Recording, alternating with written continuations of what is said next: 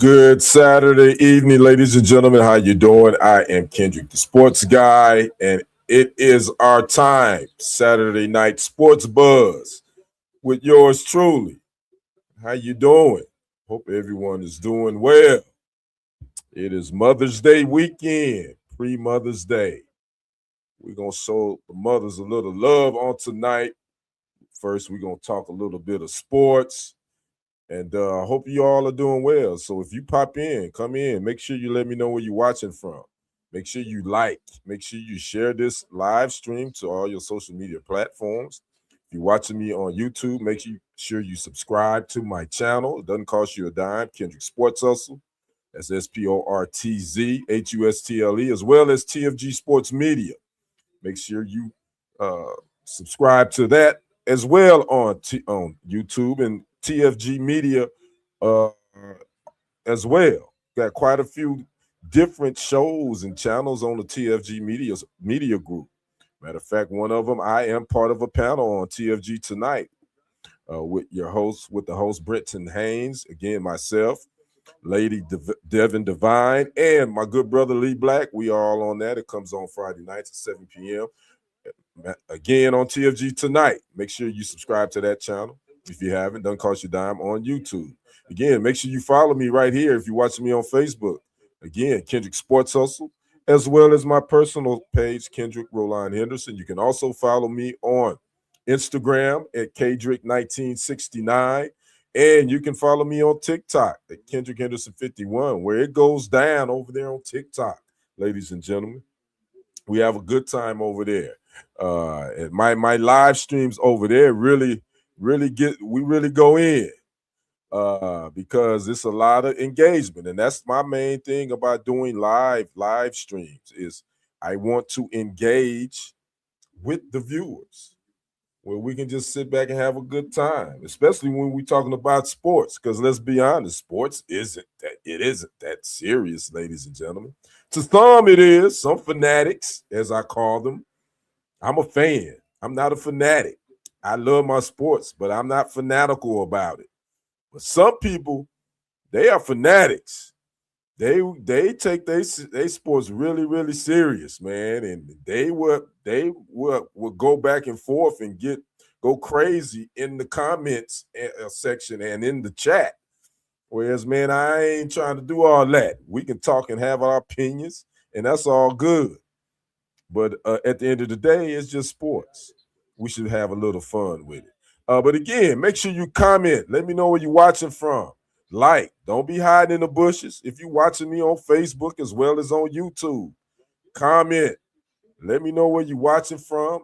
Again, I know it is it's the Mother's Day weekend. It's pre-Mother's Day. I'm sure a lot of people are getting stuff prepared for those beautiful women in their lives. And we're going to talk a little bit more about the Mother's Day, too, as well. I'm going to salute my mother, who is no longer with me physically, but she's here with me spiritually. I will be talking about and remembering some of my fondest memories with my mother here in just a few. But we're gonna delve into some sports real quick. Again, this is Saturday Night Sports Buzz, where it's pretty lighthearted, and we just kind of go over some of the top sports stories from the previous week. Well, right now we got NBA playoffs is up front and close and personal. It is gaining all the attention. We got the semifinals rounds going on in the Eastern and Western Conference. We got the Pistons, who's the number one seed in the East. They are facing, they're playing the Cleveland Cavaliers, which they played earlier today. If I'm not mistaken, yes, the Pistons and the Cavs played earlier today. The Cavs got the big win. They needed it because they were down 2-0. And right now, we got the Lakers and the Oklahoma City Thunder playing on ABC. And right now, the Lakers have come up. They were down by 10 or 11 at one point, but now they have shifted the momentum. Old Mo is on the Lakers side.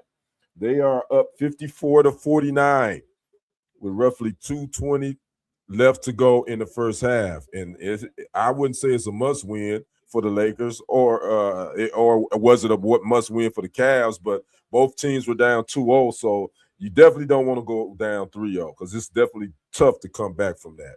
So again, right now the Lakers are up on the Oklahoma City Thunder. Now, earlier today, again, like I said, the Cavaliers got the big win over the Pistons. The Pistons now lead that series 2-1.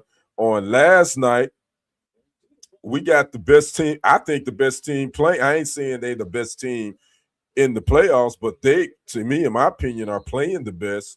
That is the New York Knicks. What can you say about them New York Knicks, man? Let me see who's in here. What's up, Travis? How you doing? Thanks for popping in, my good man, and happy pre-Mother's Day to you, to your mothers as well. Who do I have winning the whole thing?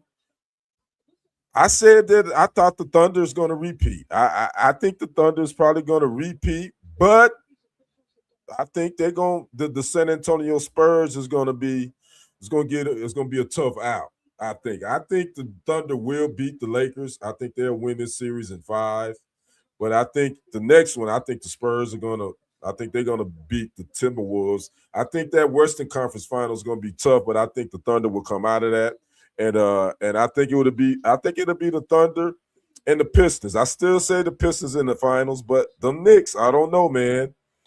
What's up, Tasha? How you doing? Nice for you popping in. You guys let me know where you're watching from. Yeah. Travis says that's what he thinks too. You guys make sure y'all let me know where you're watching from as well. Thanks for popping in. So again, I think Shai Gilgeous-Alexander is probably going to win league MVP again. But one of the biggest talks about these playoffs, more specifically, the last Thunder Lakers game, on how bad the officiating is. And let's be honest, the NBA officiating has been suspect for quite a few years. But that game 2 officiating was really it was about as bad as it gets. And again, I'm not a big Lakers fan. I'm not a big LeBron fan. I'm not a LeBron hater. But some of the calls that the refs were giving the Thunder, it was blatant that, what are we doing here, officials? That wasn't a foul. That was a flop. I was watching the play just a minute ago where Shai Gilgeous-Alexander was using his off arm, and he pushed off to create some space. No call. I mean, they called a foul on the Lakers. I'm like, are you kidding me? So again, I don't know what Adam Silver can do about the officiating. Again, we've seen this for years in the NBA, but it seemed like it's getting worse and worse as the years go by. But again, you got to play through it. As a professional, I'm sure you got to play through it. But a lot of these players, they do a lot of hollering and screaming now at the refs. So it ain't just LeBron. A lot of people be like, "Oh, dang, LeBron, he cried too much. He's complaining." Well, hell, he ain't the only one that I see complaining. Yeah, he complained too, but he ain't the only one that be barking at the officials. Luka Doncic is another one. His teammate. He's big at crying and barking at the doggone officials every doggone time too. So it's a big problem that they need. I don't know how they can fix it. But back to the Knicks, man. I have to say that series is done. The Knicks took care of the 76ers last night, 108-94. They up 3-0 in that series. I don't see the Sixers coming back from that. I don't see them winning 4 games in a row. Jalen Brunson, what can you say about the young fella out of Villanova? He's went to the Big Apple and continued to play like he played when he was with Dallas. He's kind of just that dude. When you need a big shot, he hits it. He went for 33, he had 9 assists last night. Mikal Bridges had 23 points for the Knicks. Josh Hart had 12 points as well and 11 rebounds. Knicks shot 50% from the field, whereas the Sixers, Joel Embiid he's playing nicked up. He's been hurt pretty much all season. He had 18 points and 6 rebounds, but it wasn't enough. Paul George is the guy that they really need to lean on, and he had 15 points, I think, in the first quarter, and that was it. He didn't score the rest of the game. If you're a superstar, which I think Paul George is a star. I don't know if he's necessarily a superstar, But you can't have 15 points in the first half and then don't score the rest of the way, especially when your team needs you. But yeah, the Sixers, they shot 43% from the field and 28% from behind the 3-point line. So I think that series is done. Again, I think the Knicks they're gonna probably waltz right into the Eastern Conference Finals again. And I think it's gonna be the Knicks, and I think it's gonna be the Pistons. Even though I thought, really, Cleveland played with all they had today to squeak out that win. I think Detroit let one slip away.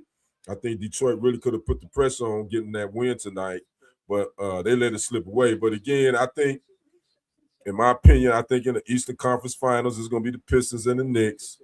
In the Western Conference Finals, I think it's going to be the Thunder and the Spurs. And speaking of Spurs, Victor Wembanyama, what can you say about the young Frenchman? Young fella had put a 39-piece on the T-Wolves. Had 15 rebounds, 5 blocks. I think he joined Hakeem Olajuwon, Shaq, and it was one other player to be the first players to have 39 points, 15 rebounds, and 5 blocks in the playoff game. So the Spurs are that, I think, with that young nucleus, with their big three, with Victor Wembanyama, De'Aaron Fox, and Stephon Castle, I think they're going to be a team to be reckoned with in the Western Conference for some years to come. Speaking of Stephon Castle, he had 13 points, 12 assists last night. De'Aaron Fox had 17 points. Again, the Spurs got the win 115-108. They lead that series 2-1. T-Wolves' Anthony Edwards is playing through a hyperextended or bruised knee, bruised bone in his left knee, I believe, but he put a 32-piece up, 32 points, 14 rebounds on last night. And I say this, and I've said this for the last couple of years, Anthony Edwards is my favorite NBA player to watch, hands down. My favorite, the young fella, he just brings it. He's dynamic. He can do it all. I like his personality too. He's quite humorous too when it comes to sound bites. But I think the Wolves are overmatched. I don't think they'll be able to get past the Spurs. So that's my thoughts on the NBA playoffs. And sticking to the NBA, we just had some news come down, just reported by ESPN just a few minutes ago. That Golden State Warriors head coach Steve Kerr, he was contemplating on possibly stepping away from coaching. He was done. He was really contemplating that. But it was being reported by ESPN's Shams Charania that Kerr has agreed to a 2-year contract to remain the head coach of the Golden State Warriors, and he will be still the highest paid NBA head coach in the league. So again, ESPN's reporting, NBA insider Shams Charania is saying that Steve Kerr has agreed to a new 2-year contract to continue to be the head coach of the Golden State Warriors, who I think their run is over. I think it's time to rebuild. And speaking of, this is a great segue to my next topic. We got to talk about current Golden State Warriors, Draymond Green. Obviously, the Golden State Warriors are not in the playoffs. They were in the play-in, but they weren't able to get out of that. Well, Draymond Green was a fill-in guest host on Inside the NBA on ESPN a couple of nights ago, filling in for Shaq.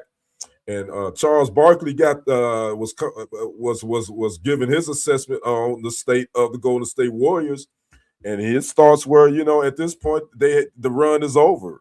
I think it's time to do something different. He was basically saying sports is a young person's game, no matter what sports, and he think he was saying they had a great run for us to go to State Warriors. Well, Draymond Green took issue to that, and he clapped back at Chuck. And I had the sound on it. Here it is. Check it out, and then we're going to come back and talk about it. Sports, nobody wins when they're 37, 38. But you said what you said. I didn't want to hear if he believes what you're talking. Yeah, I mean, I think the goal is just to not look like you in the Houston Rockets uniform. Yeah. Is ultimately the goal for us. Like, we don't want to What does that look like? Did you see it? I'm just asking. I saw it. I mean, so. That was Draymond Green with his comeback, his clapback to Chuck, talking about the Golden State Warriors and being old, and Draymond would come back and say, "Well, your last 2 years with the Rockets is something that we don't aspire. I don't aspire to be like." Well, Draymond, and I'll be honest with you, my thoughts. I'm not a big Draymond Green fan, ladies and gentlemen. I think he's a good basketball player, but I think he's overinflated how good he is. If you've watched some of his podcasts, he's part of this new media, whatever that means. These athletes got their own podcast. They go on, they get in front of a mic, and they say what they want to say, and they go off. I get it. No, I ain't got a problem with athletes speaking their mind. I just have a problem with Draymond Green with his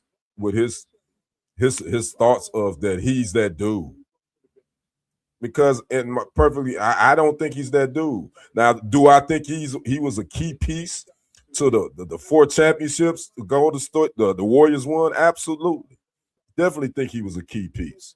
But he wasn't that piece. He wasn't that piece. Austin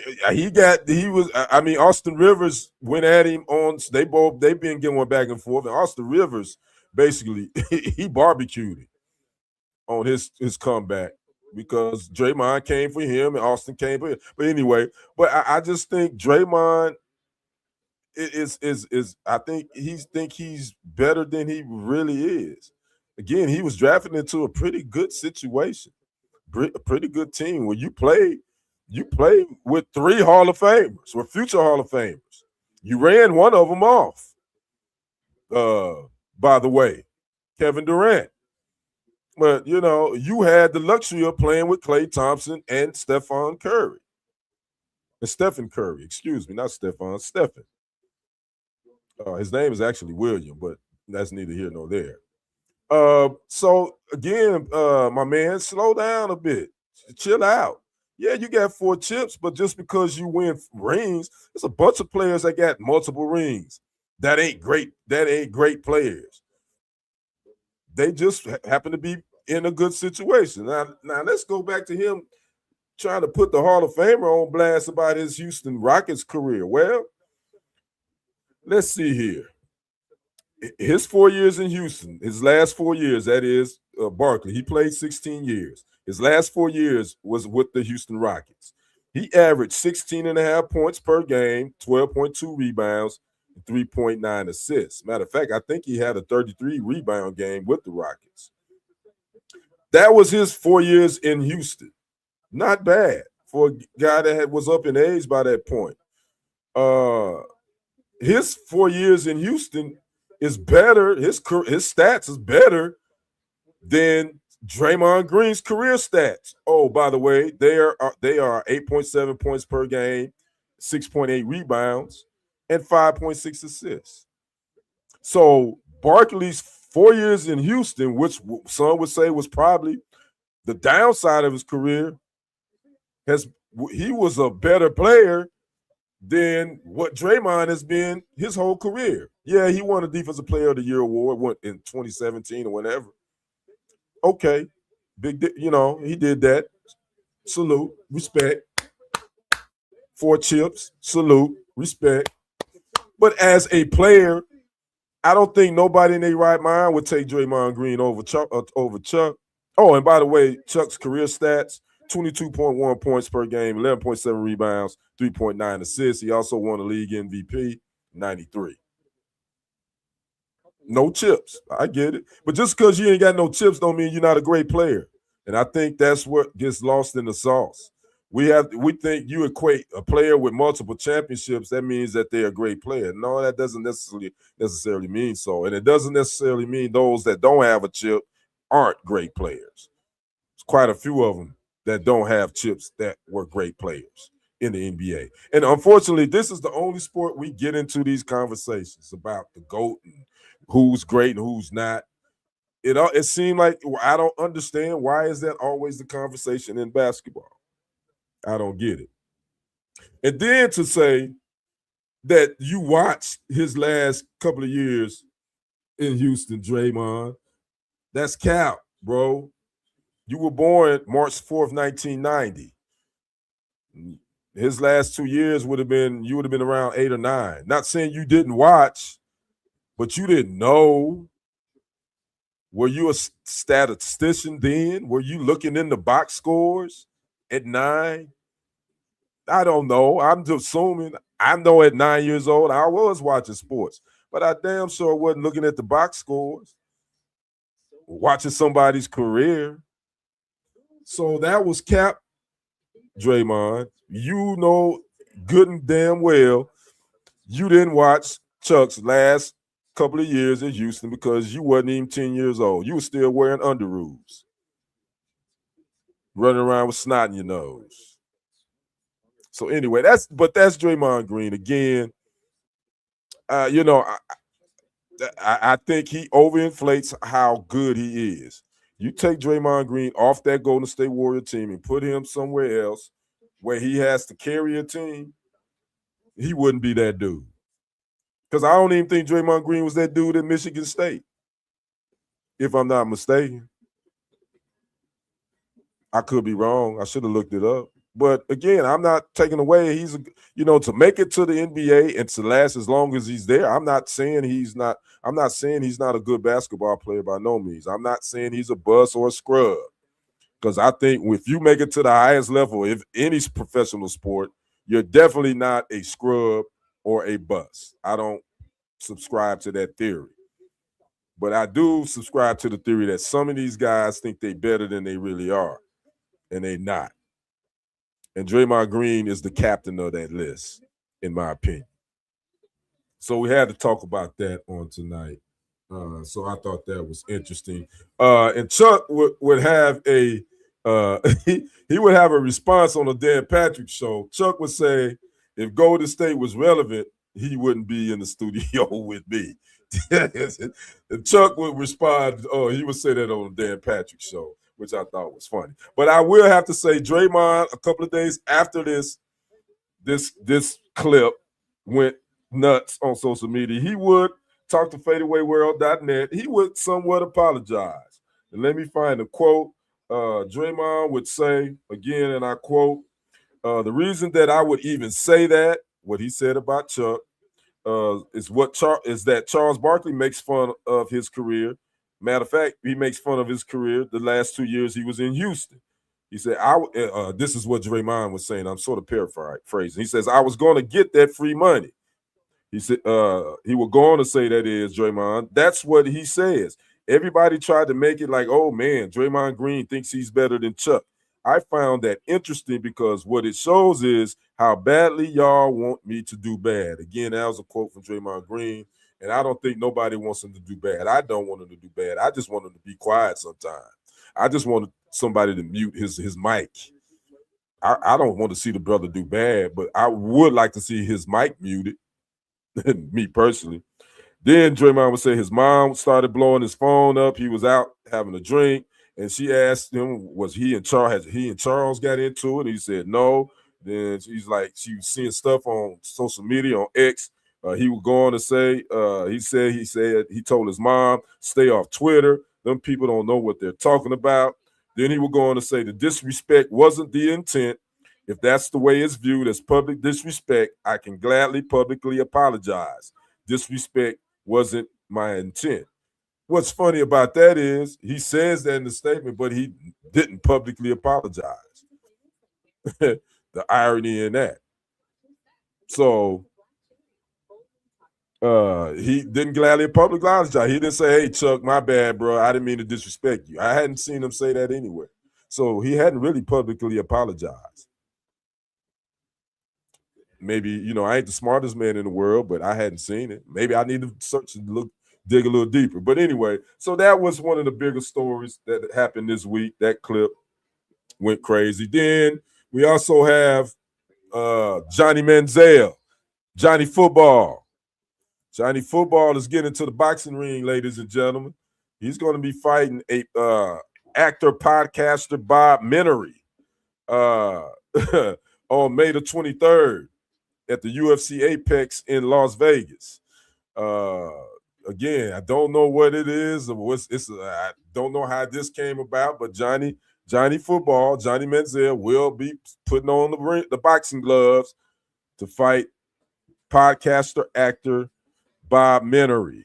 And according to Dana White, he has $10,000 up that Bob Menery won't show up to the fight, according to Dana White. So he's already put $10,000 up that Bob Menery won't show up. Now, the fight will be on YouTube, Kick, Twitch, X, and TikTok. So you can find that and you can watch it if you like, if you have nothing else better to do on May the 23rd. So again, Johnny Manziel won the Heisman Trophy, in 2012 out of Texas A&M, straight out of Kerrville, Texas, by way of Tyler, Texas. He was born in Tyler. Matter of fact, funny story, my oldest son went to middle school with Johnny Manziel, Hubbard Middle School. Anyway, but he moved, he and his family moved after 7th grade year, and then they moved to Kerrville, Texas. So again, that's something to look forward to. If you're looking for something if you ain't got nothing else better to do, Johnny Manziel will be fighting Bob Menery on May the 23rd. Who is Bob Menery? I really had to look him up. I had never heard of him. He's acted in a few movies. Roadhouse. He was in Roadhouse in 2024. He was in Full Sin Golf in 2024 and Billions in 2016. So there you have it. Hey, what's up, Nihar? How you doing? Good Saturday to you. Hey, thanks for popping in, checking out your boy. I'm just talking a little sports, whatnot here and there. So that's it on this Saturday night, pre-Mother's Day. I'm sure a lot of people are getting ready, are doing some things, or getting pre-Mother's Day situations going on. And I decided to pop in to talk a little bit, and then I'm going to get out your hair. What else was the other big story? Clutch Sports CEO, Rich Paul. He came out with a surprising or shocking allegation, I should say, on his podcast, Game Over, a couple of days ago. He says that, according to Rich Paul, that current and former NBA players are steering away clients from his sports agency because of their disdain, of their dislike of his most popular client, LeBron James. That's what he says. He says that some of the kids that he's been trying to get to sign to his agency, some former and current NBA players, steer those possible clients away to other sports agencies because of their dislike of LeBron James. My thoughts on it, I could see that possibly. Because there probably are some guys, and that's in the league that don't like LeBron, as well as former players. But until there's some receipts shown, Rich Paul can say this until he blue in the face. Okay, if you know this, pull the receipts. We want to know who they are, because until you really make it known, right now all this is allegations. We don't know. And by the way, Rich Paul is doing pretty well. Clutch Sports Management, he has 41 NBA clients, to be exact, just the NBA, and he has some NFL clients as well, WNBA clients too, and some college clients. So it's not like he's hurting for business. But if that's the case, I don't think anybody's surprised, because LeBron he's a polarizing figure. I think LeBron, I look at LeBron kind of like the Dallas Cowboys. You either love LeBron or you hate him. There ain't no in between. And that's how people look at the Dallas Cowboys. You either love them or you hate them. And personally speaking, LeBron is not my favorite player. I think he's one of the greatest to ever lace them up. But I don't think he's the greatest. I mean, he's one of my favorite. He's not probably in my top 5. He's in my top 10. I think he's a great father. I think he's a great husband. I mean, you ain't really heard about him being in no salacious scandals. I hadn't. I think overall, I actually think he's a good dude. I just didn't like the way he moved on the basketball scene, me personally. I don't like the way he moved, as far as how he wanted to stack teams and create again. But again, that's his choice. I don't like it, but that's how he wanted to move. So, but again, I could see that possibly being part of the deal. Some people, some of these former players and current players don't rock with him like that. But at the end of the day, I think LeBron James don't really care anyway, one way or the other. At the end of the day, he's a champion, 4-time champion, uh, league MVP, Olympic champion. And he's, again, he's pretty much got every record in the book now, as far as when it comes to NBA. So, but again, Rich Paul, I want to see some receipts, and I have some problems with Rich Paul too, because I've watched a couple of his interviews, and again, I understand that LeBron is his dude, and that's his guy. They've been friends since 2002. But he tends to like to throw shots at some of the other greats just to lift up LeBron, and I don't like that. I think that's whack. I think you can still tout your guy, but not throw shots at other greats. There can be more than one great at one time. You know that, right? But for some reason, the NBA GOAT conversation, it can't be. You can't, according to this conversation, which it triggers a lot of people, and I don't get into it anymore because nobody's changing my mind who my GOAT is anyway. So why even talk about it? But it triggers it, and I don't understand. You can have more than one GOAT at one time. And just because you're number 2, that's not a bad thing either. Number 3, and anything, everybody's list is going to be different anyway. So it is what it is. There's no right or wrong answer to that debate. You may not agree with someone's choice, but they ain't wrong. That's who they feel like it is. So again, that was the thing with Rich Paul that happened this week, and it got some traction. It got some comments and as well. So speaking of the Lakers and LeBron, they are in the tight one. The Thunder are up 65-63 in the third quarter. Again, the Thunder are up 2 games to nothing in this series. I picked the Thunder to win this series in 5.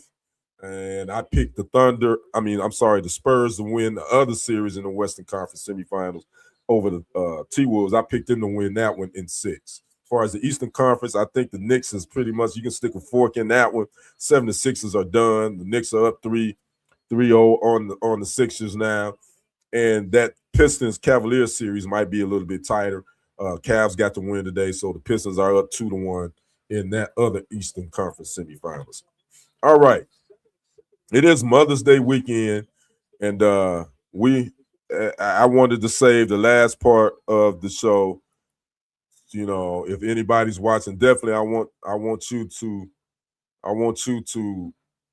engage and talk with me on the comments, because this is a special day, special weekend for the mothers, where we celebrate our queens and those that gave us life, those that nurtured us, those that fussed at us, those that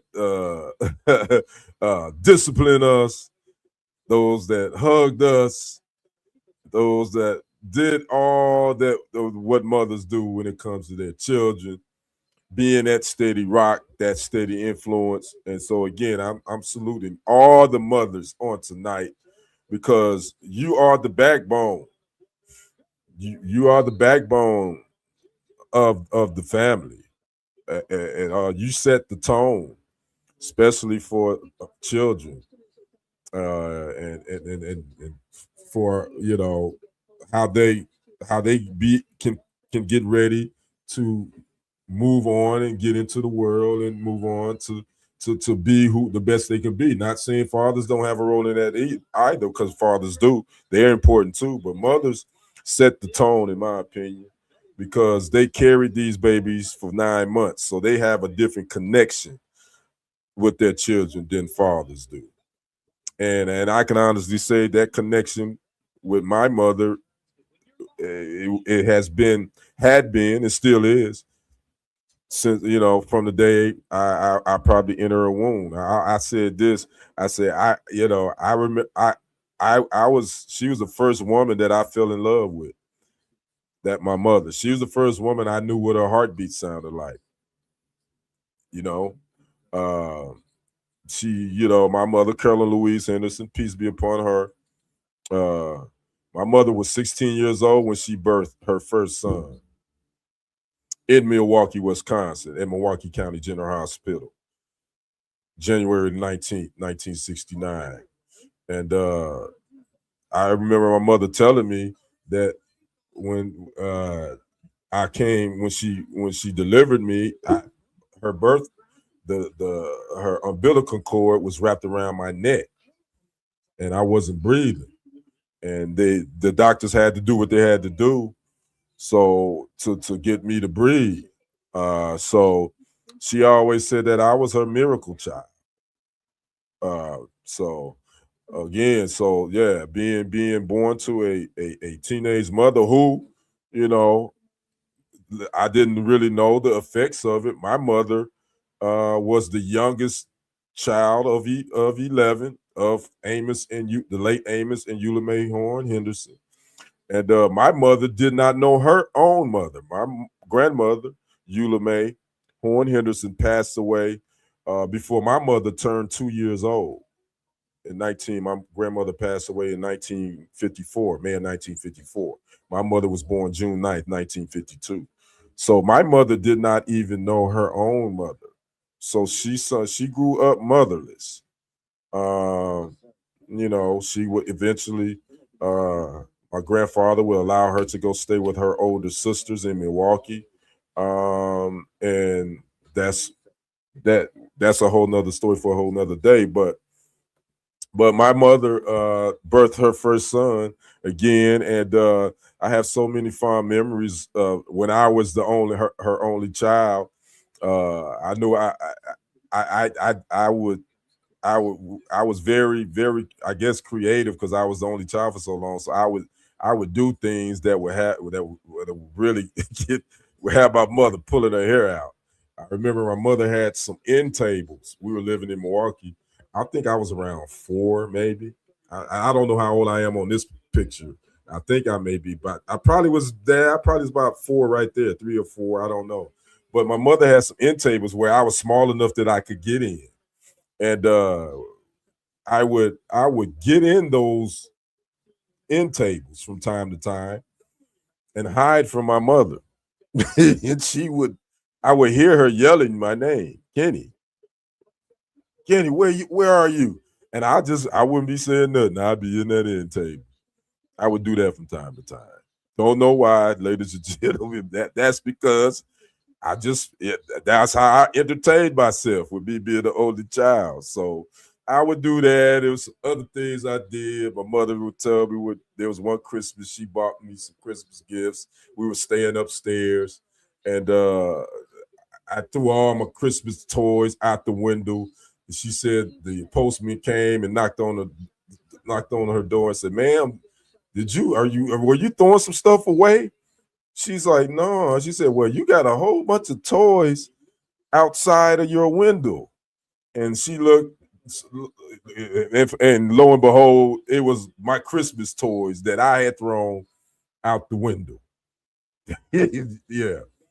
Yeah, so I gave my mama the business. And then we're not gonna talk about cars. I had an infatuation with cars.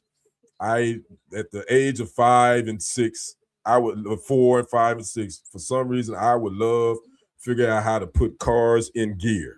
I'm telling you, these is when you had the gears on the steering wheel, not like most of them are today. They were on the steering wheel. Somehow I knew how to put that thing in drive, and I put many cars in drive and rolling them out. And boy, again, my mother, I drove her crazy with that. I drove her crazy with that. So those are some of my fondest memories growing up. My mother was before she gave her life to Christ in the mid-70s, after my baby brother was born. I remember her listening to the Temptations and Marvin Gaye and Al Green. and Isaac Hayes. Those were her dudes, her groups. Definitely the Temptations. That's where I get my name from. Kendrick. Eddie Kendricks was her favorite Temp, by the way. So she decided to name me Kendrick and drop the S. So my mother was a big Temptation fan. So I guess that's why, Temptation, I always tell people that's my favorite group of all time. It just was, it's in my blood. I guess I liked them in the womb. Didn't really realize it, but yeah. So yeah, that was my mother, man, Curly Louise Henderson, the baby girl of Amos and Eula Mae Horn Henderson, born in Nacogdoches, Texas. You don't know, that's the oldest town in Texas, small town in East Texas. So that's my mom's family. So losing my mother, uh, uh, it's definitely been a challenge. Our mother passed away October 27, 2005, at the young age of 53 from stage 4 metastatic breast cancer. And I remember those months just like it happened yesterday. My mother, she was diagnosed in July of 2005, and she was gone in October. So it took her quick. Again, I replay that. I replay that over and over in my mind. What's up, for love of the game? Cool. Thanks for popping in. I replay those last moments with my mother. I remember, some things she was, when she really got sick. I remember I was thinking how things come full circle, because when your mother take care of you from an infant on, she's cleaning you, changing your diapers, getting you dressed, uh, washing your face, whatever she needs to do to make sure you're good. There was one time where my mother, she couldn't hold food. She was staying at my brother's and my sister-in-law's, and she couldn't hold food.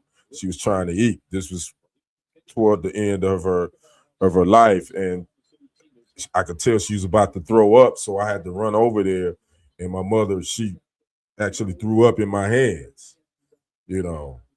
Stuff like that. I still remember, my brother and I trying to take care of our mother the best that we could, during the last days of her life. So uh those are just some of the things that I told somebody today. Grief has no expiration date. Uh, Even though the circle of life tells us that we're supposed to bury our parents first, it still doesn't. It still hurts to see your parent go. And especially with my mother was so young, 53. She missed a lot of moments, man. My brothers, with me and my brother, with our children. My mother didn't see any of her grandchildren graduate high school. Uh, she didn't even get to see one of her grandchildren. My nephew Dalen was born a year after she passed away. So he never even knew his grandmother. I think about my children. When my mother passed away, my oldest, he was in the seventh grade.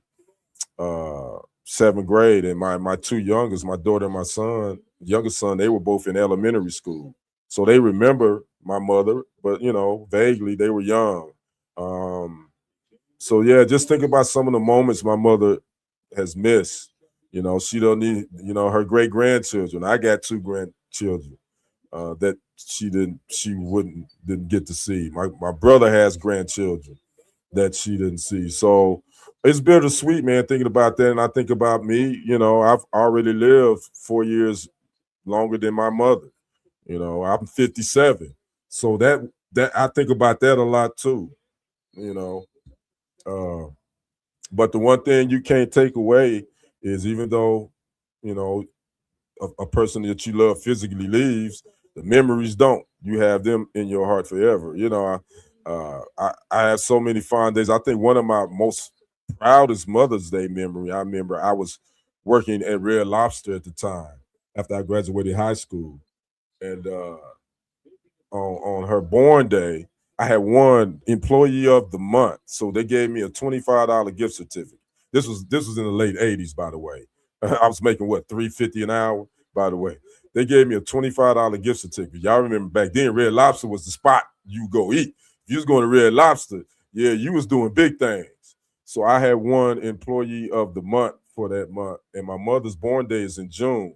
So I bought her a new dress, and I decided to take her out to Red Lobster for her born day with my $25 gift certificate. And my mother, she called and told everybody. She was so excited and happy about that. That's one of my fondest, proudest moments of being able to make my mother smile. You know what I mean? Even though it really don't sound like a lot, but mamas, they little things like that, they gonna always remember, and they gonna cherish that. I remember one year I bought her a watch, I believe, for her born day. And she calling all of her friends and stuff. Boy, she was excited about that. Telling her Kenny he bought me a watch for my boy. Yeah, so it's things like that that I will always cherish. But just her unconditional love too, that you know, I always cherish. And just not having her here has been a difficult road because I've had some bumps along the way. For as life has been life, and not to have her here uh to kind of lean on, it's been difficult. But she raised some resilient sons, and her spirit lives on as well through me and my brother and through our seeds. So definitely want to salute my mother on tomorrow. I won't probably be on social media that much tomorrow. I'll be visiting her at her final resting place to put some fresh flowers on her grave. And but to those that watch this, if your mother is still living and she got a heartbeat and she breathing and still can get around pretty good, don't take that for granted, man. Go spend some time with her. We got technology now. If y'all even live in different states, FaceTime. I know a lot of our mothers probably aren't really technology savvy, but there's no reason, man.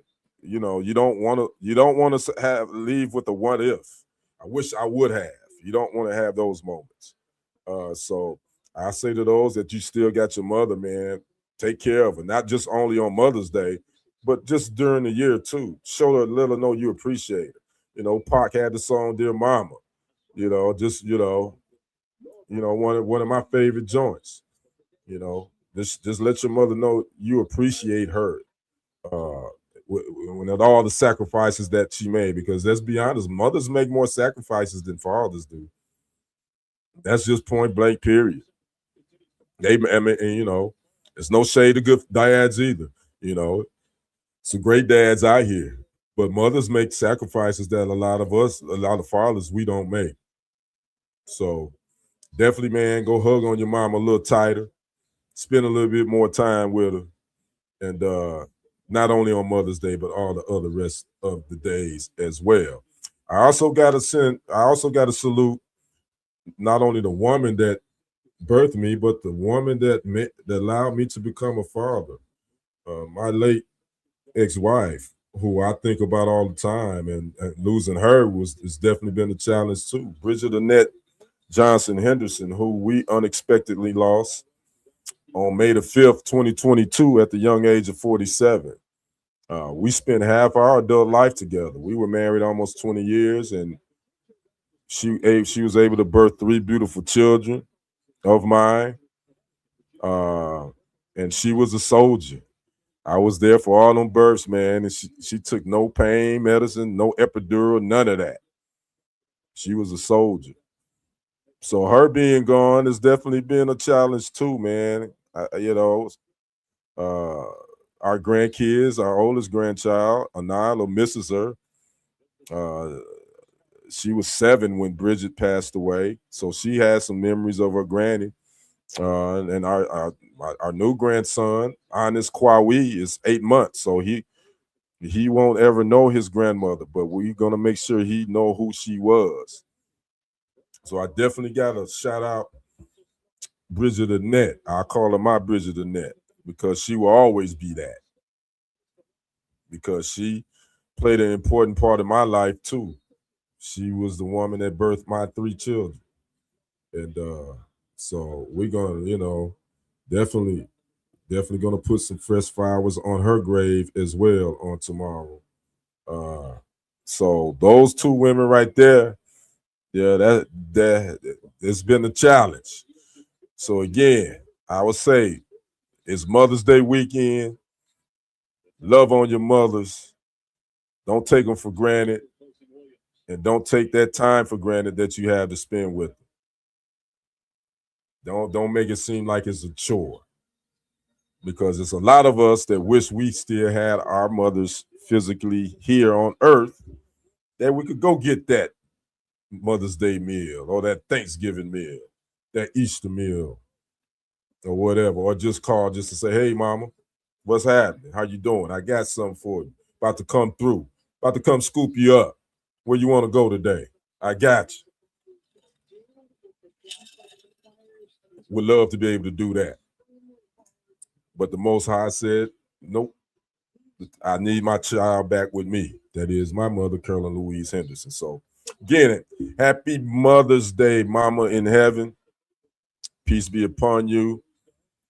May your peaceful journey continue to be a beautiful one. Happy Mother's Day, Bridget Annette Johnson Henderson. May your peaceful journey continue to be a beautiful one as well. Again, I am Kendrick the Sports Guy, wishing all the beautiful mothers out there happy Mother's Day, the mothers that birth children, the mothers that didn't birth children, that stood in the gap, all that. If you've been a mother figure to somebody, it is your day too. Happy Mother's Day to you as well, beautiful women. And in the words of the late James Brown, it's a man's world, but it wouldn't mean nothing without a woman or a girl. And on that note, we will see you again on next Saturday night. You all have a good one. Stay blessed. Enjoy your mothers tomorrow. And we'll catch you on the next live stream. I am Kendrick the Sports Guy. I am out. Peace.